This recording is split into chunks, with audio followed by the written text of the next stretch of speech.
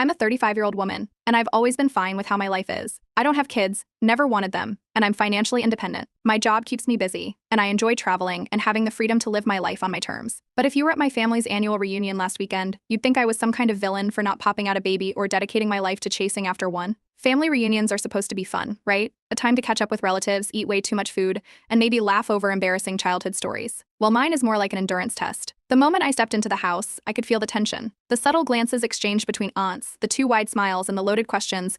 It was all there. I barely had time to hang up my coat before someone made the first jab. "You're still single, huh?" My cousin Patricia said, loud enough for the whole room to hear. Patricia, who has 3 kids and posts about them nonstop on social media, was holding court in the kitchen, showing off her youngest's latest school photos. Must be nice to have all that free time. What do you even do with yourself? I smiled politely and shrugged it off because what's the point of engaging? But it didn't stop there. Another cousin chimed in, talking about how their lives really started after having kids. Then someone else asked, "Have you ever considered adoption?" I mean, it's not too late, but it's harder when you're older. It was like they'd rehearsed this routine, a coordinated ambush designed to make me feel small. They'd say it all with fake sweetness, like they were trying to help.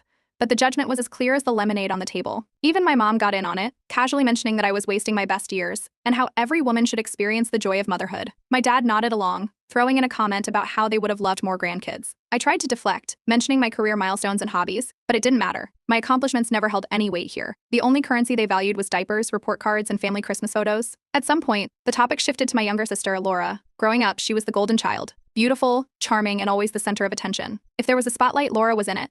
But things changed when she got pregnant at 21, dropped out of college, and got involved with the wrong crowd. Addiction followed, along with a series of bad decisions. Eventually, she disappeared from our lives altogether. The last time I saw her was years ago, at some court-mandated family therapy session that ended with her storming out. No one had heard from her since. When Laura's name came up, the room got quieter. It was like everyone collectively decided not to dwell on it for too long. My aunt mentioned, almost offhandedly, that Laura's son, Jamie, was in foster care now. She said it like she was talking about the weather, detached, casual, and with zero emotion. I froze for a moment trying to process what I'd just heard. Jamie. I'd never met him, but I knew he was about 10 years old now. The last I'd heard, he was living with Laura and one of her boyfriends. Apparently that didn't last. "What do you mean he's in foster care?" I asked. My aunt shrugged. "Well, you know how Laura is. Her choices caught up with her. Poor kid. But what can you do?" I looked around the room, waiting for someone to say something. Anything. But they all just went back to their conversations. It was like Jamie didn't even exist. I pressed my parents about it, but they waved me off. "You wouldn't understand," my mom said. It's not that simple. The rest of the evening was a blur. I couldn't stop thinking about Jamie, a 10-year-old boy abandoned by his mother and dismissed by the very people who should have been there for him. And here they were, lecturing me about responsibility and family values. When I got home that night, I couldn't let it go. I started digging, trying to find out what I could about Jamie. It didn't take long to find some information. He'd been in the system for a while, bouncing between homes. The more I read, the angrier I got. How could my family just pretend he didn't exist? How could they sit around, judging me, while turning their backs on a child who needed them? The next morning, I called a social worker to ask about Jamie's situation. It wasn't a decision I made lightly. I knew it was going to be complicated and messy, but I couldn't stand the idea of him being forgotten. If my family wouldn't step up, then maybe I could.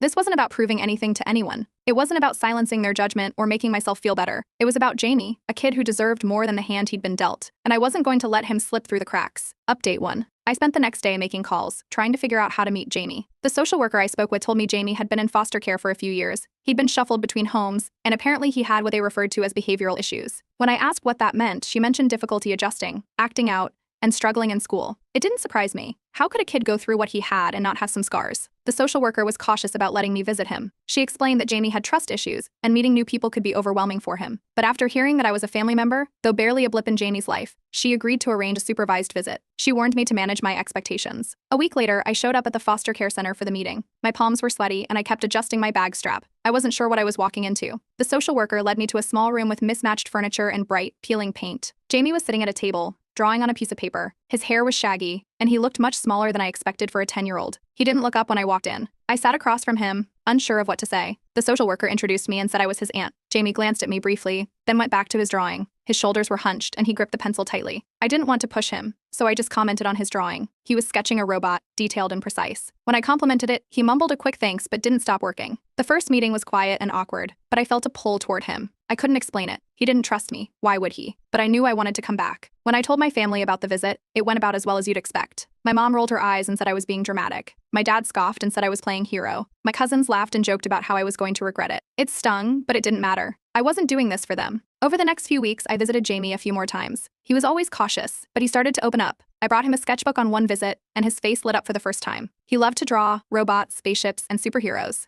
He was good at it, too. I asked him about his favorite movies, and he rattled off a list of animated ones. I made a mental note to watch them later so I'd have something to talk to him about. Bit by bit, he started sharing small pieces of his life. He told me about his mom, how she used to sing to him when he was little, how she smelled like strawberries, and how she stopped showing up when he needed her most. It was heartbreaking to hear, but I didn't interrupt. I let him talk. By the time I decided to start the adoption process, I had no illusions about how hard it was going to be. The paperwork alone was overwhelming, and the system was designed to weed out anyone who wasn't 100% committed. Some of my friends were supportive, but a few raised eyebrows. They reminded me that Jamie came with baggage and asked if I was ready for the responsibility. It didn't change my mind, but it did make me think about how unprepared I felt. My parents were furious when they found out. They accused me of embarrassing the family and bringing more shame onto them. My mom even said I was stealing Laura's child. It was laughable, considering how they'd washed their hands of him. After one too many arguments, I stopped answering their calls. Thankfully, not everyone was against me. A couple of close friends helped me set up Jamie's room. We painted the walls a soft blue, put up shelves for his sketchbooks, and added a small desk for him to draw. I wanted him to feel like he had a space that was his, even if he wasn't living with me yet. During one visit, Jamie told me he'd been bullied in foster care. The other kids teased him for not having a real family. I could see how much it hurt him, even though he tried to act like it didn't. I promised myself I would change that. He deserved to feel safe and wanted. The process hit a snag when the agency asked for family references. My parents refused to vouch for me, saying I wasn't fit to raise a child. It felt like a punch to the gut, but I didn't let it stop me. I found coworkers and friends who were more than willing to back me up. Eventually, Jamie came for his first sleepover at my house. He was nervous, and so was I. We tried making pancakes for dinner, but it turned into a disaster. The batter ended up everywhere except the pan, and we laughed so hard that we both had tears streaming down our faces. It was the first time I saw him let his guard down completely. That night, as I tucked him into bed, he asked if he could come back again. I told him he was always welcome. It wasn't perfect, and I knew there were more challenges ahead, but in that moment, it felt like we were on the right path. Update 2. The adoption process started moving faster than I expected. The first big hurdle was the home inspection. The social worker called to schedule it, and suddenly everything in my house felt inadequate. I spent the week before her visit childproofing every corner. I bought outlet covers, rearranged furniture, and stocked the fridge with kid-friendly snacks. A friend helped me assemble a secondhand bookshelf for Jamie's room, which he'd already started decorating with his drawings. On inspection day, I was a nervous wreck, but the social worker didn't seem overly critical. She walked through the house with a clipboard, checking off items on her list. When she reached Jamie's room, she smiled at the sketchbooks lined up neatly on his desk. "He's going to feel at home here," she said. It was the first moment I felt like I might actually pull this off. Then came the financial strain. I didn't realize how expensive the adoption process could get. There were application fees, legal costs, and the unexpected expenses of setting up Jamie's space. Every time I looked at my bank account, I felt a pit in my stomach, but giving up wasn't an option. I cut back on unnecessary expenses, skipping out on things like takeout and my gym membership, and focused every spare dollar on getting through the next step. A few weeks later, I got a call that the custody hearing was scheduled. I'd need to provide proof that I could care for Jamie long-term. That meant gathering financial statements, employment records, and personal references. The social worker reassured me that I was on the right track, but it was still overwhelming. During one of Jamie's visits, he started calling me Aunt Name instead of just using my name. It caught me off guard, but I didn't correct him. He also asked if he could put up some glow-in-the-dark stars on the ceiling of his room. We spent the afternoon sticking them up together, and later, when we turned off the lights, his smile lit up the entire room. But the next blow came from my parents. I learned they'd written a letter to the court stating I was unfit to adopt Jamie. They called me selfish and claimed I lacked the experience to raise a child. The letter was brutal. I hadn't expected their support, but actively sabotaging me? That felt like a new low. I hired a lawyer to counter their claims and started gathering testimonials from friends and coworkers who could vouch for my character. One of my colleagues wrote about how I'd helped her through a tough time with her kids, and a neighbor mentioned how I'd always been reliable and caring. The letters gave me hope, but it was hard not to think about how my own parents were actively trying to block me from helping Jamie. Meanwhile, Jamie started opening up more during our visits. One afternoon, he told me he'd always felt like he didn't belong anywhere. He said foster care felt like being passed around, like nobody wanted to keep him. Hearing that made me more determined to give him a permanent home. For the first time, he talked about things he wanted to do in the future, like becoming an artist or visiting a big city. It felt like a breakthrough. As Jamie's birthday approached, I learned from the social worker that he'd never had a real birthday party. I decided to throw one. I invited a few of his foster siblings, as well as some kids he'd recently met at school. We kept it simple: pizza, cake, and a small art station where the kids could draw. When Jamie walked into the living room and saw the decorations, his eyes widened. He'd never been celebrated like that before. At the end of the party, Jamie hugged me and called me mom for the first time. I didn't react outwardly, but it hit me hard. It wasn't something I expected or even thought about, but hearing it felt right. The custody hearing was a final hurdle. On the day of the hearing, a distant cousin I hadn't spoken to in years showed up unexpectedly. She told the court how ashamed she was of the family for abandoning Jamie and how much she admired what I was doing. Her testimony was unexpected but powerful. Jamie also spoke during the hearing. He told the judge he felt safe with me and that he wanted to stay. His voice shook a little, but he got through it. By the end of the hearing, the judge ruled in our favor. I was granted custody and Jamie officially became part of my family. It was a bittersweet victory. I knew my parents and most of the family would never support me, but I realized I didn't need their approval. What mattered was Jamie and the life we were starting together. That night, after the hearing, Jamie moved in permanently. We made spaghetti for dinner, and while it wasn't perfect, we laughed through the mishaps, just like we had during his first sleepover. Later, we started a scrapbook to document his journey, our journey. As I looked at the first page, filled with his drawings and photos from his birthday, I felt like we were finally building something real. The next morning, I blocked my family's numbers. It wasn't out of anger, but because I needed to focus on Jamie and our future. For the first time in a long time, it felt like we were heading in the right direction. Update 3. Jamie moving in permanently was the start of a new chapter, but it wasn't without its bumps. At first, the biggest challenge was structure. He wasn't used to having rules. Things like doing homework before playing video games or putting his dishes in the sink felt foreign to him. There were a few arguments and some slammed doors, but I stayed consistent, and over time, he started adjusting. Mornings were the toughest. Jamie hated waking up early for school, and he'd drag his feet until we were both rushing out the door. But by the end of the first month, we had a system. I'd pack his lunch while he got dressed, and we'd share a quick breakfast before heading out. It wasn't perfect, but it worked. At school, Jamie struggled with math. His teacher sent home notes about incomplete assignments and low test scores, but she also mentioned his talent for art. One afternoon, Jamie brought home a crumpled drawing he'd done in class, a vibrant sketch of a futuristic city. It was incredible. I decided to enroll him in a weekend art class at the local community center, and he was thrilled. Seeing him excited about something gave me hope that we were on the right path. The community around us stepped up in ways I didn't expect. A neighbor down the street, an older woman named Mrs. Green, stopped by one day with a batch of cookies for Jamie. She told me she'd heard about his story and wanted to make him feel welcome. Over the next few weeks, other neighbors introduced themselves, offering help or just stopping to say hi when they saw us outside. Jamie even made friends with a boy his age who lived 2 houses over.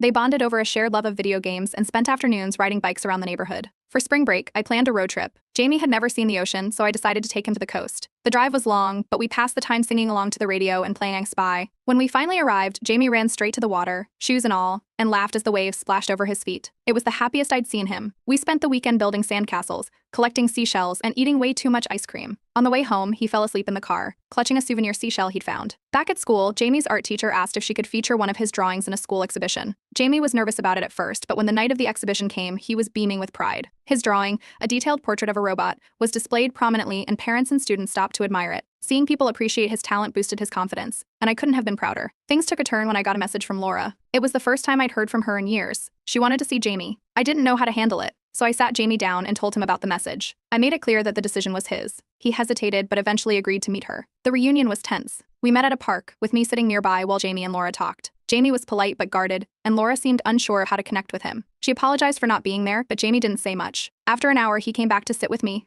saying he was ready to leave. It was clear that he wasn't ready for a relationship with her, and I made it clear to Laura that Jamie's well-being came first. She nodded and left without argument. Not long after, Jamie had another big win at school. He entered a district-wide art competition and earned an award for his work. The school held a small ceremony and Jamie's name was called. He walked up to accept his award and the entire room clapped for him. That night, we celebrated with a movie and popcorn, laughing and quoting lines back and forth. It felt like we were finally finding our rhythm as a family. Out of nowhere, one of my cousins reached out to apologize for the way they'd treated me. They admitted they'd been wrong to judge me and said they admired what I'd done for Jamie. I accepted the apology but kept my guard up. Too much damage had been done for me to trust them fully, and I wasn't about to let anyone disrupt the peace Jamie and I had found. The rest of the family, of course, continued to gossip. I'd hear bits and pieces from mutual acquaintances, claims that I'd stolen Jamie from Laura, or that I was trying to make myself look good. It didn't bother me anymore. Jamie's happiness was my priority, and the rest didn't matter. One evening, as we were putting up decorations for a new holiday tradition we'd started, Art Night Fridays, where we'd create something together, Jamie looked up at me and said, "This feels like home now." Hearing that made all the challenges worth it. As we sat down to start painting, I realized we weren't just surviving anymore. We were thriving, building something strong and beautiful together. Jamie wasn't just healing, he was growing, and so was I. Together, we were creating a future that felt like ours. Update 4. Life with Jamie continued to evolve, but it wasn't without its challenges. The first real hurdle came when Jamie started falling behind in school. His teacher called me in for a meeting, pointing out that he struggled to focus in class. Homework was either incomplete or rushed, and he'd gotten frustrated during tests, leaving some blank. At home, the frustration spilled over into a few tense moments. He slammed doors and stomped off when things didn't go his way. And I knew it wasn't just about the schoolwork. There was more going on under the surface. One evening, Jamie admitted that some kids at school had been teasing him. They'd found out he was adopted and had started calling him names like nobody's kid. I could see how much it bothered him, even though he tried to shrug it off. Instead of dwelling on the hurt, I suggested we channel those feelings into something productive. Jamie reluctantly agreed to work on a new drawing, and what he came up with blew me away. It was a detailed, emotional piece of a lone tree in a storm, its roots gripping the earth tightly. I decided to enter it into a local art competition. Jamie's drawing won second place, and he finally started to see how much his talent could do for him. Around the same time, Laura began contacting me more frequently. Her messages started innocently enough, asking how Jamie was doing, if he was eating well, or if he was happy, but they soon escalated into demands to see him regularly. I didn't want to cut her off completely, so I encouraged Jamie to decide what he was comfortable with. After a few hesitant calls, he told me he wasn't ready for more visits. I relayed his decision to Laura, but she didn't take it well. The calls from her became more persistent, and I realized I needed to set firmer boundaries. The rest of the family, of course, found out. They accused me of overstepping my place and trying to erase Laura from Jamie's life. The gossip reached a boiling point when I ran into my mother at the grocery store. She barely looked at me before saying I'd ruined everything by adopting Jamie. Her tone was icy, and it was clear there was no changing her mind. I didn't argue, I just walked away. After that, I contacted my lawyer to draft a legal letter ensuring Laura's involvement would be limited unless supervised by a third party. I wasn't taking any chances with Jamie's well-being. Back at school, Jamie's struggles were still a concern. I met with his teacher and the principal to come up with a plan. They suggested extra tutoring and more one-on-one time with his teacher during breaks. I also made sure to reinforce positive habits at home, no screens until homework was done, and a set bedtime to help him focus during the day. Slowly, Jamie began to find his footing. He even made 2 new friends at school, one of whom loved drawing as much as he did. They spent hours sketching together, trading ideas and showing off their work. One evening, after a particularly rough day, Jamie came into the kitchen while I was cooking dinner. He stood there for a moment before asking, "You're not going to get rid of me, right? Like my mom did?" The question broke my heart. I stopped what I was doing, knelt to his level, and told him he was my family forever. No matter what. He nodded, but I could tell it would take time for him to fully believe it. A few days later, a letter arrived from my parents. It was long and scathing, blaming me for tearing the family apart. They demanded that I make amends and claimed I'd caused irreparable damage. I didn't reply. I wasn't about to let their negativity take up space in the life Jamie and I were building. To give Jamie a sense of ownership and security, I decided to convert part of the basement into an art studio. We painted the walls together and set up shelves for his supplies. He chose a bright red desk as the centerpiece, and I added a corkboard for him to pin his favorite pieces. When it was done, Jamie beamed. He spent hours down there, sketching and experimenting with new ideas. It became his safe space. There were also small victories along the way. Jamie came home from school one day, waving a spelling test with a perfect score. We celebrated with his favorite dinner, mac and cheese with hot dogs, and spent the evening playing board games. It was one of those nights where everything felt easy and right. As I looked at the progress Jamie was making, I realized we both had a lot of healing to do, but we were doing it together, step by step. My focus shifted toward helping him build confidence and independence. He wasn't just my responsibility, he was my family. And together we were creating something that felt solid, something that would last. For the first time in a long time, it felt like the storm was clearing. Jamie had his roots, and so did I. Update 5. Jamie's art teacher came to me one afternoon with exciting news. She had submitted one of Jamie's drawings to a regional contest without telling him, and it had won first place. The contest organizers wanted to feature his work at a school-wide assembly and present him with an award. When I told Jamie, his face lit up with a mix of pride and nervousness. The thought of standing in front of his classmates terrified him, but I reassured him he didn't have to say much, just accept the award and smile. On the day of the assembly, Jamie dressed up in a collared shirt, fidgeting nervously with the cuffs. When his name was called, the crowd erupted in applause. He walked up to the stage, clutching the microphone awkwardly. He hesitated for a moment before speaking, his voice shaky but clear. "Art helps me say things I don't know how to say out loud," he told the room. "It makes me feel like I'm not alone." By the time he stepped off the stage, the applause had turned into a standing ovation. But the moment wasn't without its complications. After the ceremony, as we were taking photos with his art teacher, Laura showed up unannounced. I spotted her lingering near the back of the crowd, looking hesitant. When Jamie noticed her, his expression shifted from excitement to confusion. Laura approached cautiously, but her presence created tension. She started talking to Jamie, but her words quickly turned into a defensive tirade about how she'd been trying to reach him and how I was keeping him from her. Jamie froze, unsure of how to respond. I stepped in and calmly told Laura this wasn't the time or place. Her voice grew louder, drawing the attention of nearby parents and teachers. I firmly asked her to leave, and eventually she stormed off, muttering under her breath. Jamie's excitement from the ceremony was dampened, but we managed to salvage the day with ice cream and a quiet evening at home. I knew I needed to set firmer boundaries, so I reached out to my lawyer to ensure Laura couldn't disrupt Jamie's life again, without consequences. A few days later, Jamie was unpacking a box of old belongings I'd stored in the basement when he found a small photo album. It was filled with pictures of him as a baby and a toddler, most of them with Laura. He brought the album to me, flipping through the pages. We sat together, looking at the photos, and I answered his questions as best as I could. It was a bittersweet moment, but it gave Jamie a chance to process his past in a safe environment. Meanwhile, the family drama didn't slow down.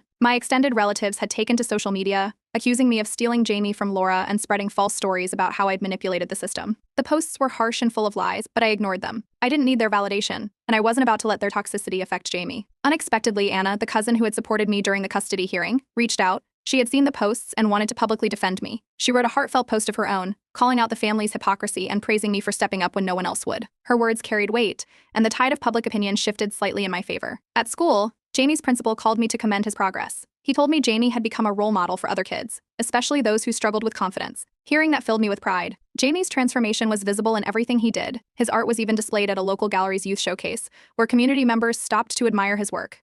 Seeing Jamie stand beside his drawings, confidently answering questions about his process, was one of the happiest moments of my life. One night, as we were cleaning up after dinner, Jamie looked at me and said, "You're the best thing that's ever happened to me." The words caught me off guard, and I had to turn away for a moment to compose myself. Moments like that made every struggle worth it. The family wasn't done though. My mother showed up at my door one afternoon, trying to guilt me into forgiving them. She claimed the family was falling apart because of me and that I needed to fix things. I stood firm, telling her that my priority was Jamie and his well-being. She left angry, but I didn't waver. A few weeks later, I received a letter from Laura. It was surprisingly heartfelt. She admitted her mistakes, apologized to Jamie, and promised to work on herself before trying to be a part of his life again. I showed the letter to Jamie, and we decided to keep it for when he was ready to process it. The final confrontation with my family came at a wedding. I attended with Jamie, and as expected, the whispers and side eyes started immediately. At one point, a relative made a snide comment about my charity project. I'd had enough. I stood up and calmly called out their hypocrisy, reminding them of all the times they'd ignored Jamie when he needed help. Then I took Jamie's hand, and we left. Jamie's confidence continued to grow. He started researching high schools with strong art programs and talked excitedly about his future. To celebrate his achievements, we began creating a scrapbook of his journey, our journey. As we glued photos and drawings onto the pages, it felt like we were closing the door on the past and stepping into a new chapter together. Our bond was unbreakable, and for the first time, everything felt exactly as it should.